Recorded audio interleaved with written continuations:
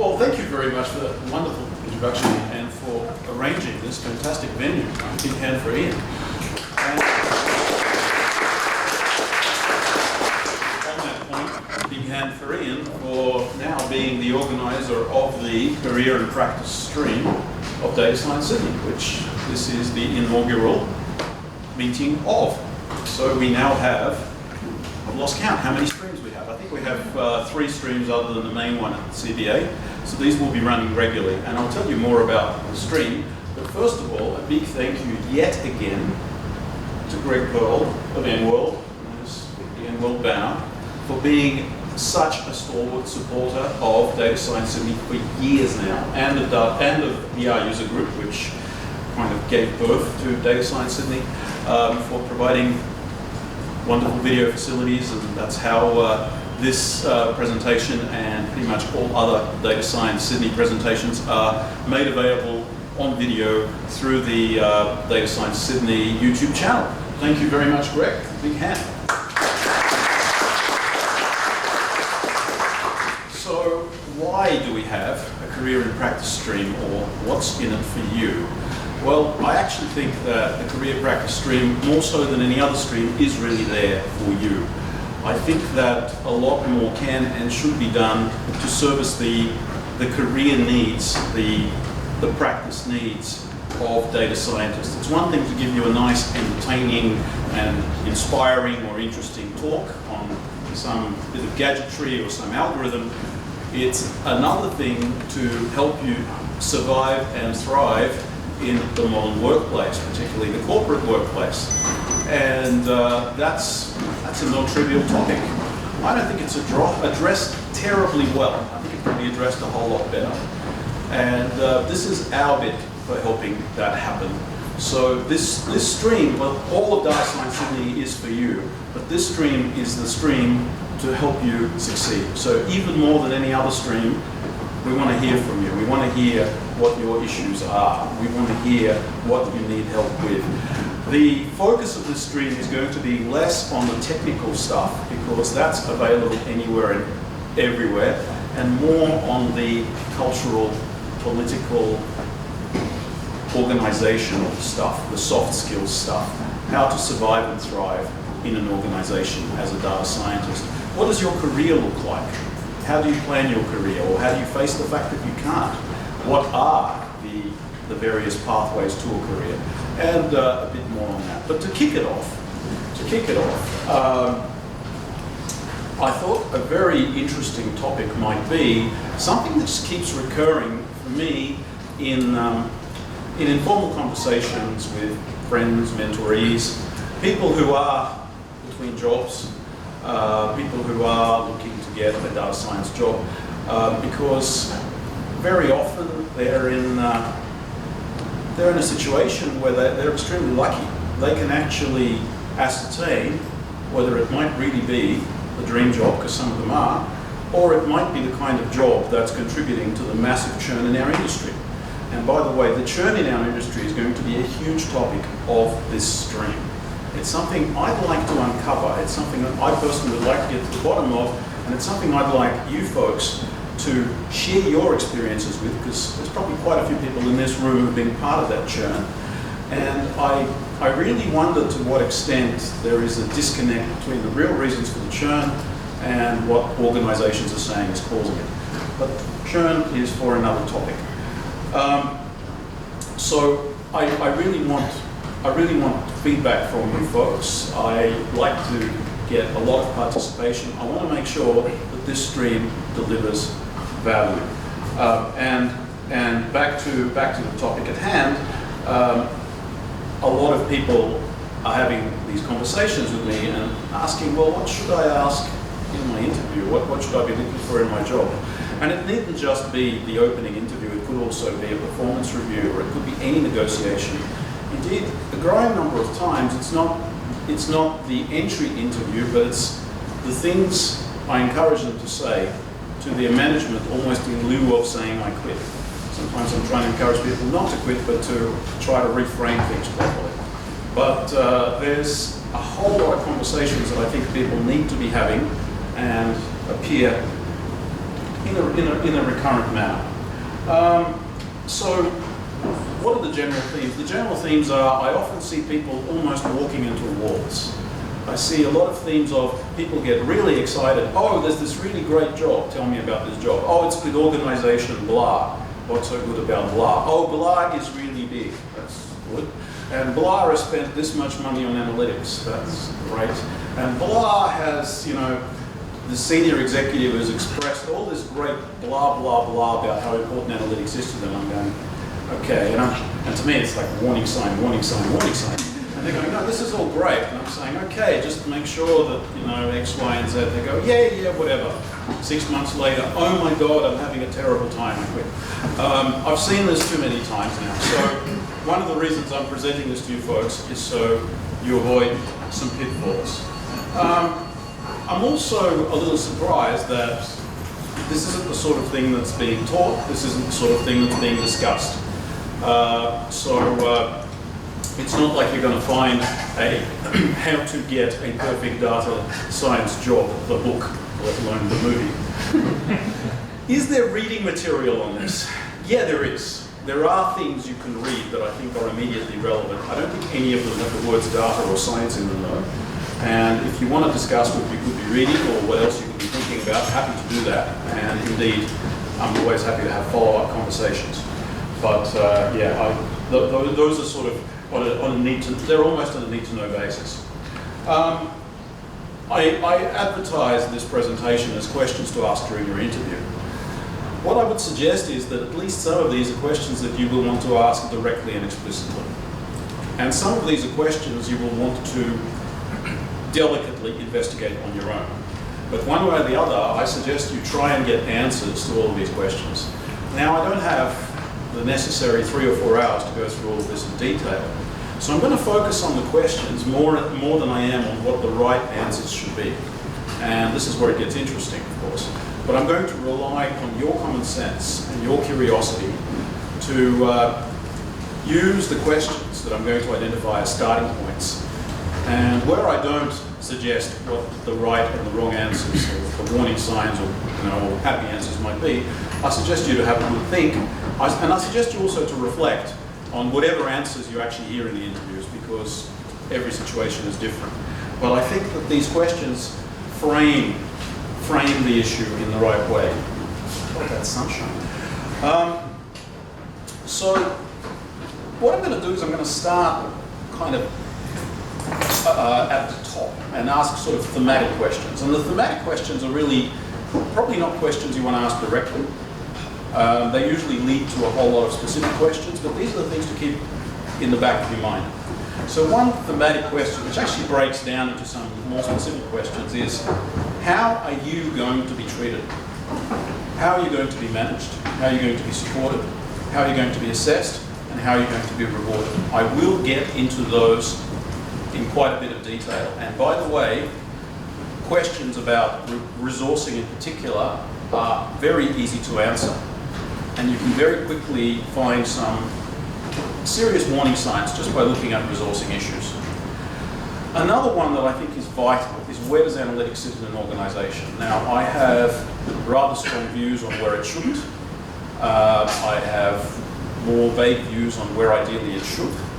But every organization is different.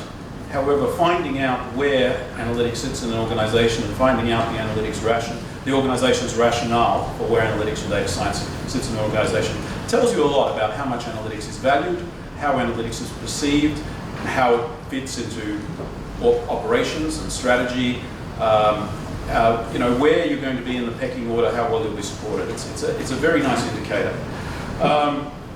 Another important theme is, how does analytics relate to providers of data, providers of systems, providers of assets? So this relates to the support questions, but now it's getting more into the culture and the politics. How does, organizationally, do the people who are supposed to be helping you with the data munging sit under you? Do they sit next to you under the same boss? Are they in a completely different silo? Is their actual job to keep you from getting data? Is IT there to make sure that you never actually get to analyze anything properly in your life? Is there a huge Hadoop cluster sitting around doing nothing with IT's job to make sure that no one touches it, especially not you? These are all things to ascertain. Now, another key question, which I have addressed in previous talks. How many of you went to my management stream talk, by the way? 2, 3, 5. Do better, folks. Completely different crowd. Actually, that's good. The most important question, really, is how does analytics relate to the consumers of analytics products? That's not a trivial question, and you can get a lot of diplomatic answers. You can tell people, and the answers I really don't want, by the way, I don't want to hear how enthusiastic people are. I want to hear that people hate data but can't live without it. I don't want people to be enthusiastic about data like it's the latest wonderful thing that they're meant to be enthusiastic about. I want them to talk about data like crack. It's horrible, I have to think about it, but I have no choice. And you're the only one who can help me. That's how I want my clients, okay? Well, no, the truth is I don't want them hating data. No, that's not true. I don't want people hating data, but I am very, very concerned where the only positive sign is some ill-defined collegiate sort of enthusiasm. I want people to have a rational reason to need to work with you. I need them to have something tangible that they want from you. And I need them to be discriminating in what is good and what is bad. And I need that discrimination to be appropriate, not, hey, the visualizations are the wrong color.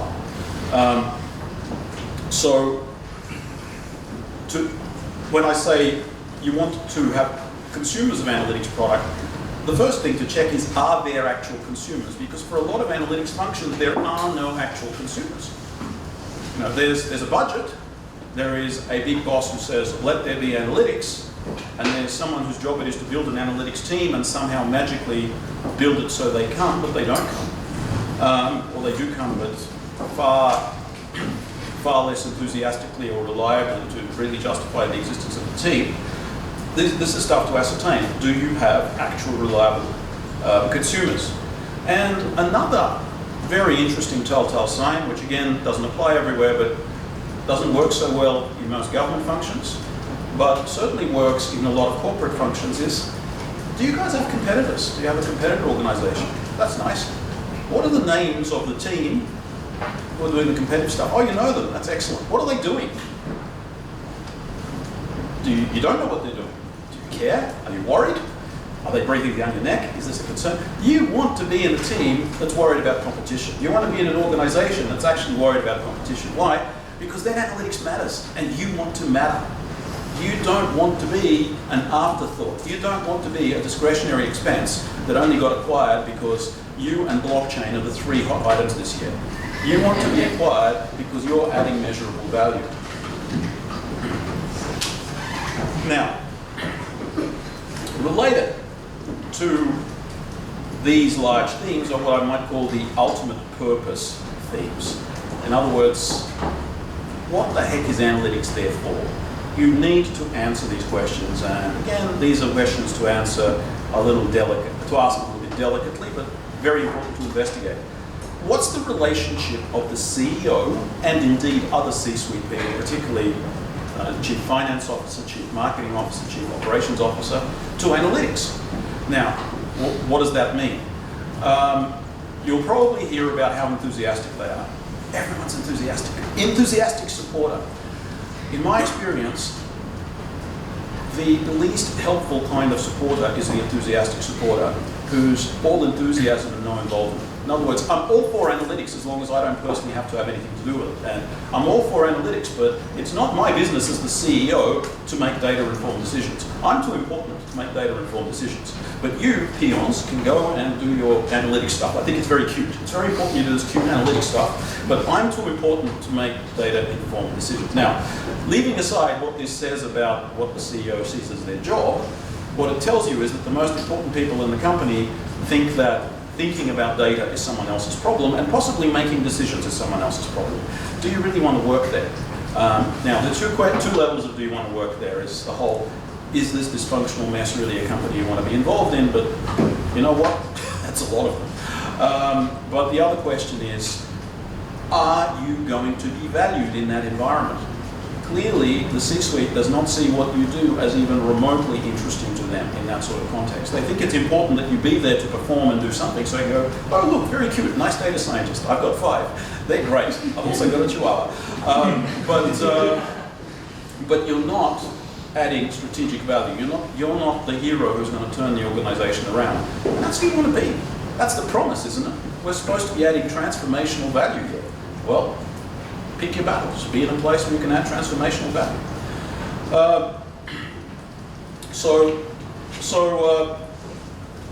That relates to this question of, well, what is the role of analytics in the organization? Why are we doing analytics? What is it supposed to do? Now, of course, sometimes it's there to do operational stuff, all the predictive modeling stuff, customer targeting, retention, next best action, credit risk, fraud, all that great stuff, sure. And ideally, that has measurable value, right? That has measurable, unquestionable value. Alternatively, you've got strategic insights, which can be provided by predictive analytics, can be provided by the means, and that's all great. But what you want are to have business units that are crying out for this stuff. You want the business case for analytics to be writing itself, as it should be, as it is in some organizations. What you don't want, one warning sign that I have come across and warned people about, quite recently in fact, where I said, okay, what's the analytics function doing in your organization? Oh, it's huge, it's fantastic. The mandate is to transform the organization with analytics. That sounds good. So you're saying analytics is there to do everything? Yes. But analytics isn't really there to do anything in particular right now, no. And the people mandating analytics have actually no idea what analytics should do practically, in simple, measurable, but valuable terms. No. But you're missing the point, Eugene. It's huge. They're enthusiastic, Eugene.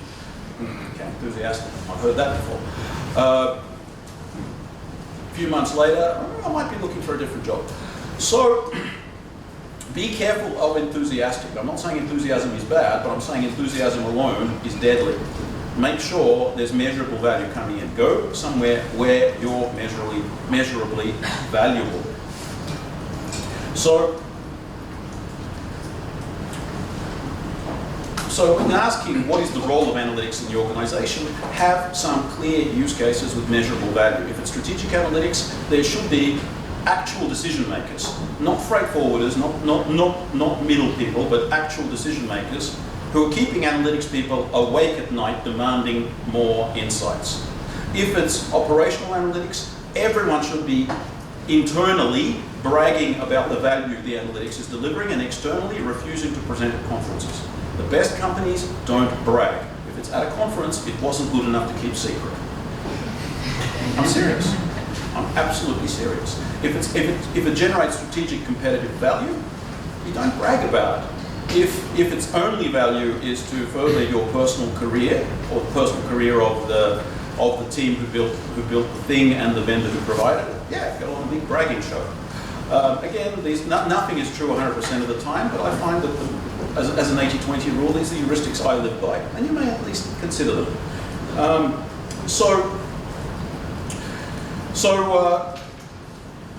That's the role of analytics in the organization, and even more precisely, and this applies a bit more to insights and a bit less to operational analytics, but it applies to operational analytics as well. It applies to predictive modeling as well. Who is going to be making decisions from my analytics, and what decisions will they be? Now, that's a trick question, because even with sometimes with operational analytics, the who is nobody because it's done automatically, right? But even when you ask that question, you ascertain how many handshakes away you are from the person who lives or dies by the accuracy of your model. Which incidentally also tells you if anyone even cares or understands what accuracy is. And along the way ascertains whether the person you're reporting to understands what accuracy is. Now, not everyone needs to understand what modeling accuracy is. But if your number one job is to build predictive models, and you've got a manager who doesn't, in an immediate, visceral, intuitive way, understand and be obsessed with out-of-sample accuracy and how it translates to measure, to value, to dollars, or whatever other form of value your organization generates, you've got a problem. Because that's like, someone who's managing your racing car team and doesn't know what speed is. That's a technical thing. But I know the car should be read. It's very important for management the car to be read. Speed, technical.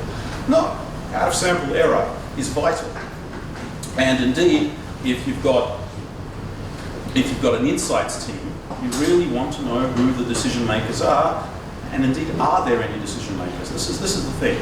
When you start looking for who they are, asking who they are, you get to find out whether there are any at all. And having a theoretical decision maker, like, oh, well, we're generating these reports for the CFO. What you really want to know is, does the CFO care? Is the CFO calling the head of analytics and saying, give me this ad hoc report now, I want to understand this now? Or are they the sort of person who just, goes, fine, thank you for your report, see you again next year. This needs to be ascertained. You need to ascertain the immediacy, the information hunger of the clientele. It's not enough to just know who your nominal clients are. How close is that decision maker? See, my view is, ideally, you want to be reporting to the person who benefits from the model. If it's insights, you want to be reporting to the decision maker. You want to be Q, not even James Bond, you want to be Q reporting to the British Prime Minister. If it's a predictive model, you want to be reporting to the person whose bonus depends on the accuracy of that model. Someone who's intimately obsessed with the accuracy of that model, has the political power to make that thing happen, but also lives and dies benefiting from that model. Who you don't want to report to is someone who is, well, to my mind, an internal consultancy looking for clients. I don't think that you want to be in a situation where 4 years down the track you're still proving the business case for analytics, because there never really was one. So, the closer you are to the decision maker, the better, and asking how close you'll be to the decision maker ascertains whether there is a decision maker. And when we say decision maker, how important are those decisions? So there may actually be a decision, but it may be so trivial, so irrelevant to the strategic needs of the organisation, that yeah, you're close to a decision maker, but you're doing something that no one in the organisation really cares that much about. Not a good thing to do either. And it's kind of good to know what the benchmarks are. If you're doing something new, you really want to know what's been done already. You want to know that there is a clear sense of, we want to do something better, but better is measurable. Better is something that can't just be spun one way or the other with sheer politics. Better is something which has a clear benchmark which can be clearly improved on. So we move on to a few more specific things, like questions to ask your management. So now we're getting into actual questions you might want to ask. Because everything actually not quite there yet. I should also say a few things about the head of analytics. So who the head of analytics is, and what their role is, what their level of knowledge is. These are all serious telltale signs. So when your head of analytics laughs in this weird, there's this wonderful self-deprecating manner that a lot of senior types have. They go, well, I don't understand all the wonderful things you do, of course. I just do this other thing. What they're saying is, it's very cute that you can do all this technical stuff. I'm too important for that. Now, that's a particularly Australian corporate malaise. But when the head of analytics or the chief data officer has this malaise, I don't know about you, I feel insulted. I also feel betrayed, and I wouldn't feel like these people understand enough to have my back. Just between you and me. So I would like my head of data science, whatever, the head of analytics, and chief data officer to know about data, to know about analytics. A lot of them do. Some of them don't. And then you want to know what sort of role do they have. Is their job to just be enthusiastic and drum up enthusiasm, be a champion? Because that's what some of them do. Is their job to be a salesperson and look for clients for the analytics function? Or are they an actual decision maker? Are they someone who makes strategic decisions for the company? In other words, they do something other than analytics. They're actually a user of analytics insights. That's a good one. Are they perhaps not that but a trusted advisor to such a decision maker? That's not bad either. You know, Q in James Bond, not really a decision maker in terms of government policy. Certainly a decision maker in terms of espionage, but not in terms of government policy, but very much a trusted advisor on decision making in government policy. So one handshake away. If you're reporting to Q, you're in good hands. Or alternatively, maybe you're not so much into the whole actual data science thing, and you can have a fight with me about what we mean by data science, but you're very much into the whole machine learning engineering side of things. You want to build big systems, you want to be able to instantly deploy, you want to be able to run it all on the cloud, and you want to be able to build deep learning, and that's fantastic. All right, is the person you're going to be reporting to someone who understands and appreciates those skills and helps you flourish? And we can argue about whether that's data science or data engineering later. So these are some possible hats that your ultimate manager, the head of analytics, will wear, and some I suspect are better than others. It's good to be aware which one you're dealing with. So let's talk about who your management is, in terms of questions that you might want to ask. And there's some simple questions and revealing questions are things like, well, what will my KPIs be? And this is where, ideally, you're looking for, we want you to build very accurate models, or we want you to build revenue positive betting systems or trading systems, or we want you to measurably improve the speed or the number of cores or whatever of the engineering system that we build. Again, engineering, not really data science, on my reckoning, go figure. But the point is, we want you to do something tangible that you'll appreciate doing that isn't just, oh, we do a 360 review, and if everyone in the company likes you, it's all great. Now, some people thrive on that, but I think for some of us at least, you want to be valued as an elite data scientist, and you want to progress as an elite data scientist, and you want to be motivated to do elite data science stuff that you can then put on your CV for your next elite data science job. And frankly, most people in a 360 review don't know how to assess you as a data scientist. All they know is that they couldn't understand what you were saying because, well, their view is you can't communicate, but the truth is too complex for them to hear. That's sometimes the case as well. Yes, it helps to get better at communicating, it helps to have better soft skills and so forth, but soft skills are a two-way street. And you know whose soft skills I think are really suffering? Everybody else's. We're trying to improve ours. Ours aren't bad. Don't feel bad about your soft skills. Still improving. So another much more probing question to ask, because you want to know that the person who's going to be directly in charge of you, the person interviewing you, has a moral right to do that, has the authority to understand if you've done a good job or not, and assigns you to do the things that you're good at, to make sure that they task you with what you're good at, and they assess you on that basis. So you may ask the question, how will you know if I'm doing a good job? Now, I don't know what the right and wrong answers are. I'm not going to give you a list, but I'm telling you that's a very telling question to ask. How will you know if I'm doing a very good job? They can either give you some very precise answers to leave you think, or they can give you some very vague answers, and that's a message as well. Related to that is, how will my tasks be assigned? How will I be managed? I've seen a lot of data science functions where the managers just throw their hands in the air and go, we don't know how to manage these people, they can do whatever they like. And the whole place is run like a kindergarten. That happens. You don't want to work in those places, by the way. So it'd be nice to know that on the one hand, it's not run according to some sort of waterfall structure where we're pretending that data science is a deterministic waterfall engineering process, because it ain't. But in another sense, we don't want to be in a free-for-all kindergarten either. We want to be in a place where we have the freedom and the empowerment to do what we do best, but to do it with focus, with purpose, and to be rewarded for that purpose and recognized for achieving that purpose. Tasked with meaningful purpose and recognized for achieving it, and seeing that purpose converted to value for the organization. Is that too much to ask? Well, in some places, yes, apparently. You can drill further and say, well, what does the team do? What are the team's use cases? What is it that the team is there? What's the purpose of the team? What are the KPIs of the team? And finally, what does analytics excellence look like? What is the team striving towards? That's all very telling as well. Another re-asking of a question we might have asked before is, what will my tasks be? And that includes finding out how much of what you'll be doing, if you want to be a data scientist, how much of what you'll be doing is engineering and data munging.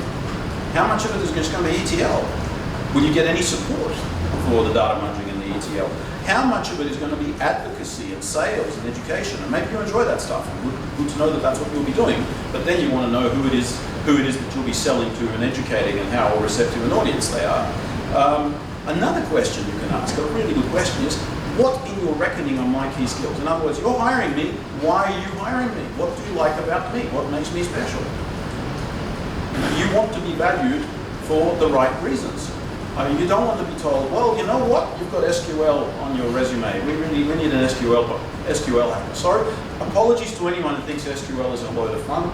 I personally don't, but you know, I think it's a necessary skill. But I suspect that most people who dream of building recurrent neural nets don't want to be spending their whole day doing SQL queries, at least for the most part. Sure, you know, SQL is a fulfilling thing for some people.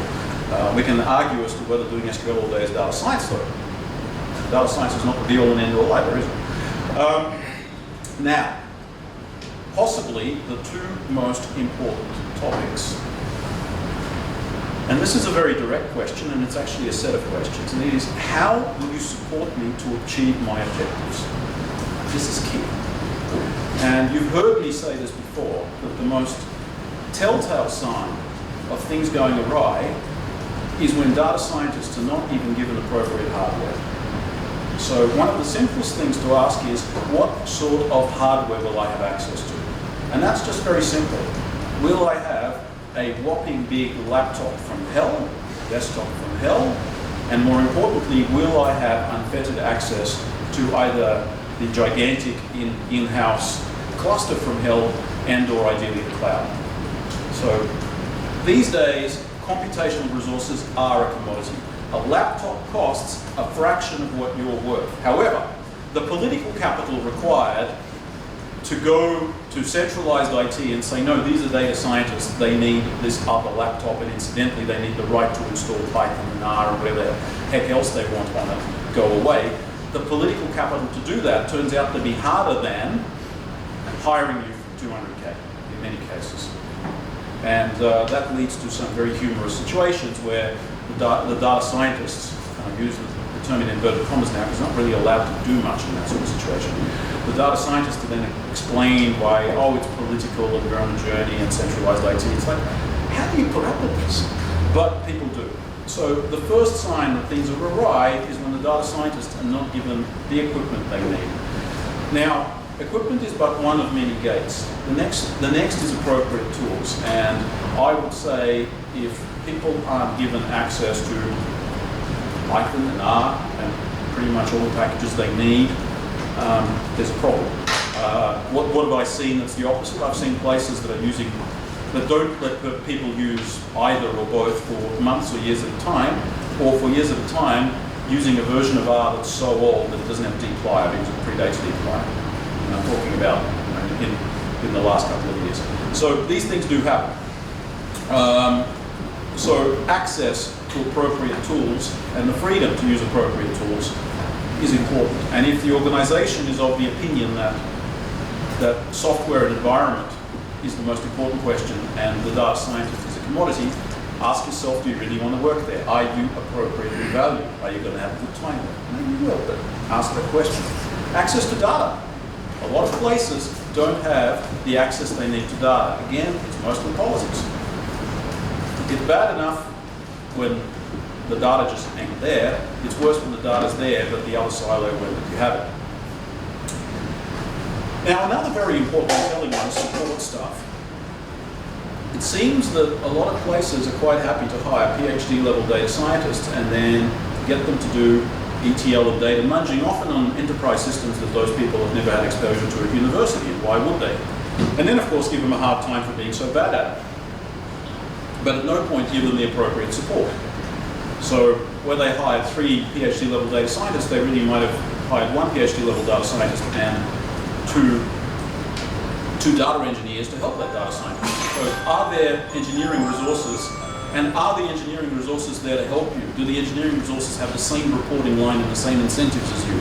Because when they say, oh yeah, we have the engineering resources, but they're in that silo over there, and that silo over there is the we don't give you data organization, that's not very helpful, is it?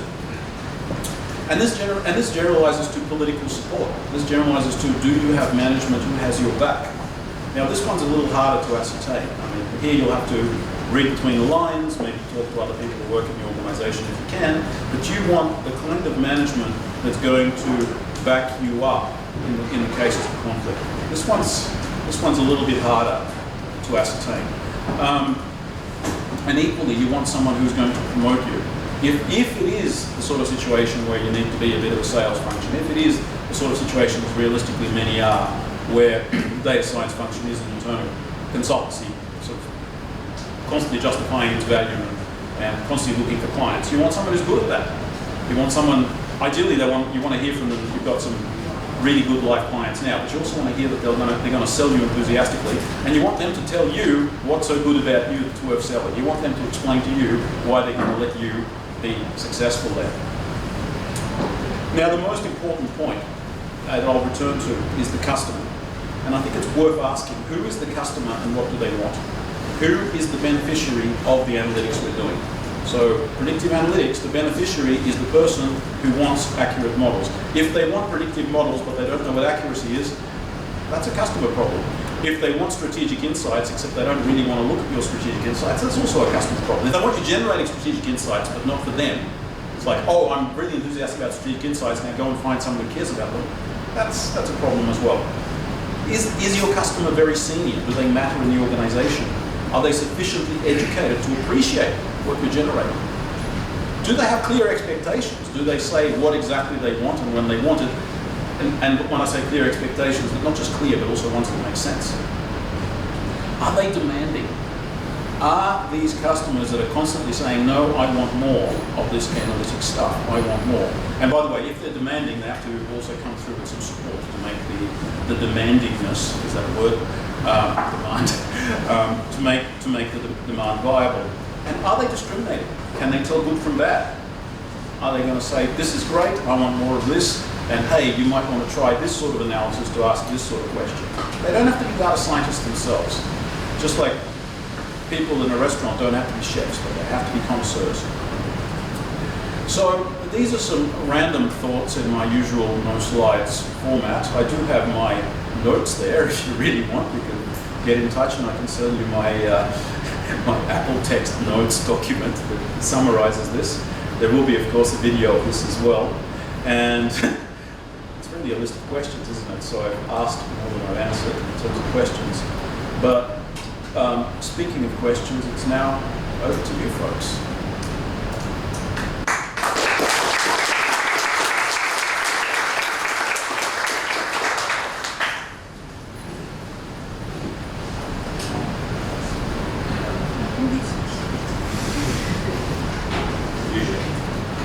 Yes? Hey, you mentioned that, so a lot of the questions you are really relevant for the initial sort of you being interviewed by the company and you interviewing the company yourself. But you also said that some of this is applicable in a performance review. Yeah. How do you use, which of these do you use and how to help the company help you not quit your job? Okay. I would say that you need to have hand.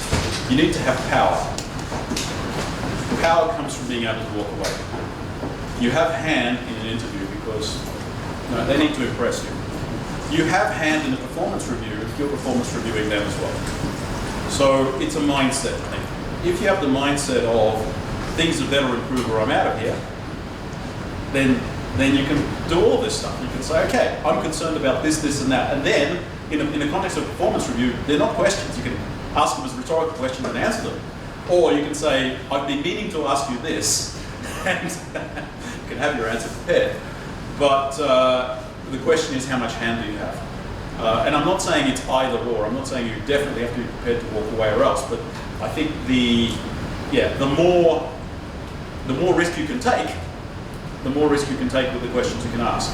But in an interview, I think it's not a huge risk to ask at least the second lot of questions. And I think it frames things nicely going forward. And I think that's the difference. An interview helps you frame the relationship. And a review, you can try reframing things psychologically is a little bit harder than framing them in the first place. Daria, isn't it? Yes.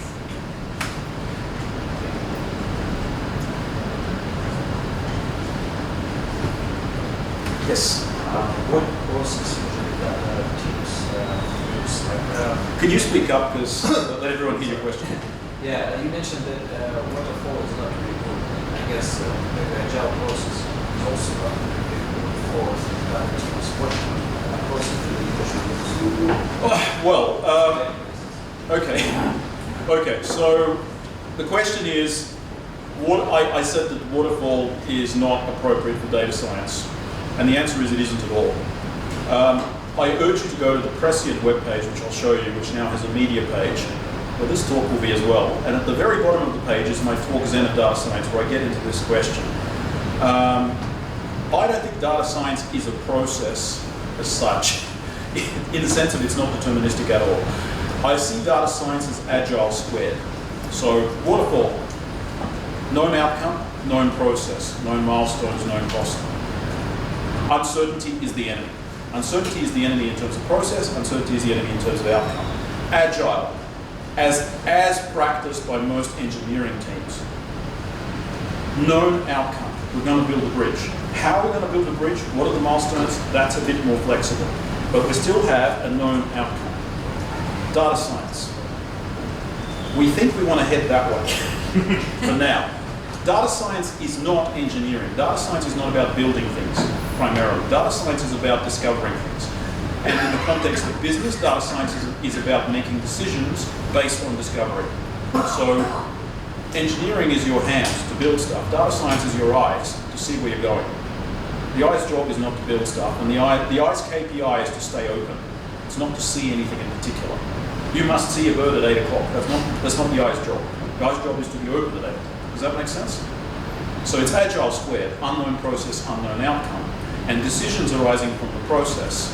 Well, I think the best model actually is Cynefin, C-Y-N-F-I-N, which isn't really a process, it's more of a framework. And Cynefin quadrant 3, the complex quadrant, is the one that I think data science is key for. As is actually agile, as will at least one agile stalwart that's a friend of mine, Simon Bennett, will tell you. I hope that's answered your question. What's your name? Sergey. Sergey. Yeah. Nice to meet you. What's your, Who had the other question? Yes. Compared to all the other factors which you have mentioned, how important do you think it is to work with good people? Okay, well, define good. I think it's vital, and it's vital. Yeah, but it depends on who you are. So if you're a completely and utterly introverted individual with certain personality characteristics, there are people who are just not people. And as long as they're allowed to do what they do, they're fine. For me, I am seriously demotivated if I'm not working with what I consider to be good people. And then there's questions of what good is. But good people, badly motivated, is not good. Yeah. Bad people, well motivated, is tolerable. It's good people, but also good incentives. And what is good varies from role to role as well. And what is good depends on the sort of person you are. So, sorry to be so subjective. What's your name?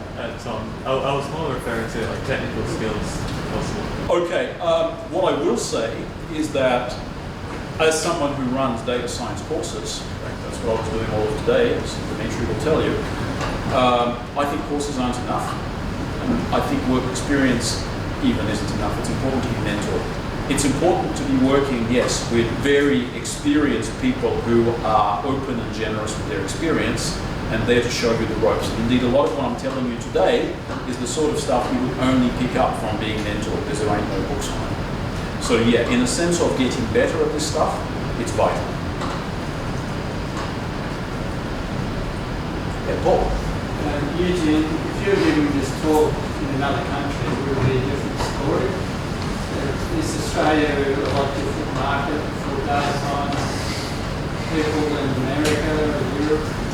I think the pathologies are about 80% the same everywhere. I think Australia certainly has its own pathologies.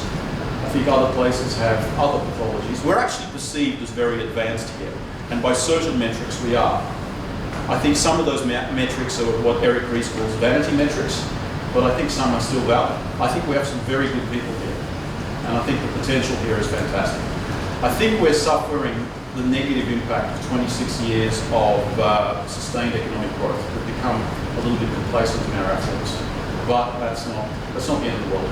It's also a matter of I think your market segment differentiates you more than your region. I think the difference between a corporate and a startup is probably bigger than the difference between a corporate in the US and a startup in the US.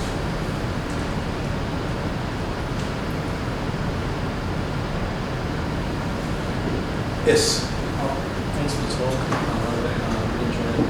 I have a question. If you come across an organization that would do some data science and there is this mandate, as you said before, and there's this low enthusiasm, but a lot of them are looking at results from a time frame point of view. Is it like a losing battle to as someone obviously who's not in the position of that data science and leadership who really has some experience, but maybe not in the senior level, but they are looking at you to see what time frame result is. Is it kind of a losing battle to show them that temper the expectations, or simply they just need someone more in the leadership roles? I don't know the exact situation you're in, and I'm sort of making a few guesses here. I'll give you my heuristics. So if you were asking me for advice, and all I knew was what I just heard, and I had the opportunity of basically sort of taking your place and trying to explain it, I just go, that sounds hard. I think a lot of attempts at education and advocacy are an uphill battle, and I have a personal bias against the idea of bottom-up data science. I'm not saying it's impossible, there are some great success stories, but it seems to be what everyone thinks is going to happen, and somehow most of the time it doesn't. I'd like to see some good bottom-down data science. Yes? Sort of a two-part question. So I'm glad you spoke about quantum science. And I was in a previous role before, and I guess this is sort of transferable to what you said. The manager was basically pretty enthusiastic about the whole analytics and project skills. Sort of And also agile and blockchain. Correct. And through the questions, he sort of take his way into that he was also into the project. The true decision maker, 2 weeks into the role, I found out was the CFO, but he was also on the line to going up. So when you come into the company and find out the quantum science data, how do you manage that? Like when you leave early out of the company, sometimes recruiters look badly upon it. So it's like, yeah, the project on sideline, and he used me for the main team's. Well, this is okay. So the reason I'm giving you this talk is so you don't end up in that situation. There's a recruiter over there who hopefully tell you that it's not the end of the world. I hope that's what he'll tell you. He knows best. Look, you're in a very different situation when you're in there than when you're just interviewing. The trick is to get it right when you're interviewing. And it's when you're interviewing that you want to work out that it's not all enthusiasm, that there's some substance there. It's my advice. Sometimes it is too late. Most things that people want advice on and want to do are too late. How do I get everyone to pay attention and care to data science? Too late. How do I get a boss who's not just using this as a political football? Too late. These are too late situations. You don't want to be in those situations, and this is why you use the interview process.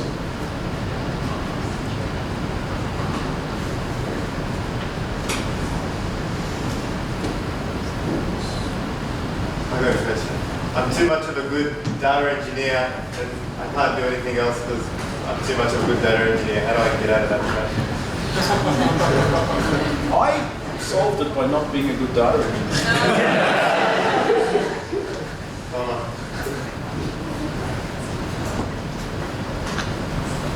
It's okay, thank you.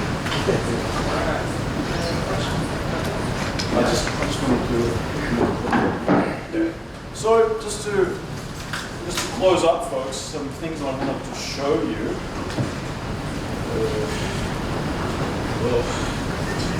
First of all, there will be another presentation on, I guess, a related themes. This will be a sponsored presentation, sponsored by Alpha Zeta, that Ian mentioned, a global analytics consultancy that I'm proud to be chief data scientist of. And yes, I'll be presenting again, as will Tony Olsen, the MD.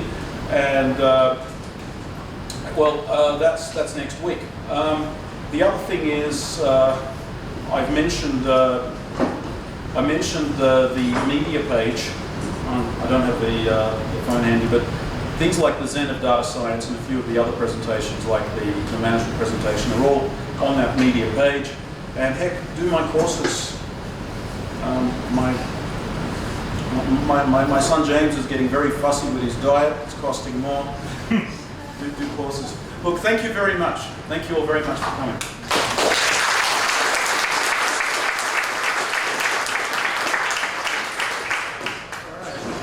Just to wrap it up, thanks again, EJ, that was a great talk. Thanks again to TechStream Labs and Iris for organising the event, and Greg for sponsoring the event. And if anyone wants to chat and socialise later. Greg. Oh, sorry, we'll get to it. We'll get to it. First up, before we just break off and maybe head down to Occidental, are there any announcements from the group? Greg's Well, I'll jump in. I always do. I always do it in data science. So Greg Pearl, a lot of new science there for a lot of recruitment.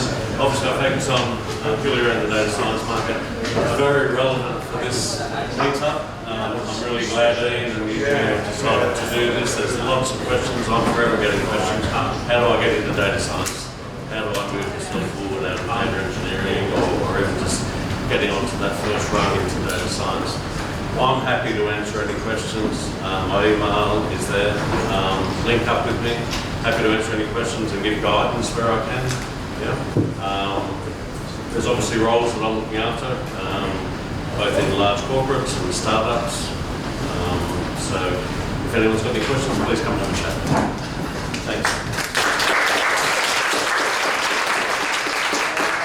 Any other announcements from the group? At the back? Hi everyone, I'm Kashush from InfoPeople. I'm a data science recruiter as well. So I'm also working on a couple of roles. If you're looking to move into any roles, come and have a chat with me. And most of them, we are here for about half an hour. So yeah, please give them a have a chat. Working on some roles, happy to have a chat with everyone. Thank you. Any others? No? Fumble? Yep.